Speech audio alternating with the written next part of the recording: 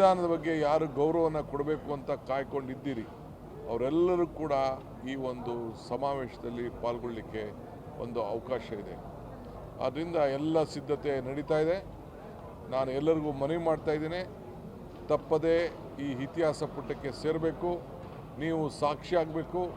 ನಾವು ಹೆಂಗೆ ನಮ್ಮ ಗಾಂಧೀಜಿಯವರು ಅಧ್ಯಕ್ಷರಾಗಿ ಜವಾಬ್ದಾರಿಯನ್ನು ವಹಿಸ್ಕೊಂಡ್ರು, ಆ 100 ವರ್ಷದ ಆಚರಣೆ ಮತ್ತೆ ನಮ್ಮ ರಾಜ್ಯದ ಒಬ್ಬ ಹಿರಿಯ ರಾಜಕಾರಣಿ ಬ್ಲಾಕ್ ಅಧ್ಯಕ್ಷರಿಂದ ಗಾಂಧೀಜಿಯವರ ಸ್ಥಾನದಲ್ಲಿ ಇವತ್ತು ಕೂತ್ಕೊಂಡು ಮಲ್ಲಿಕಾರ್ಜುನ್ ಖರ್ಗೆ ಸಾಹೇಬರು ಕೂತಿದ್ದಾರೆ.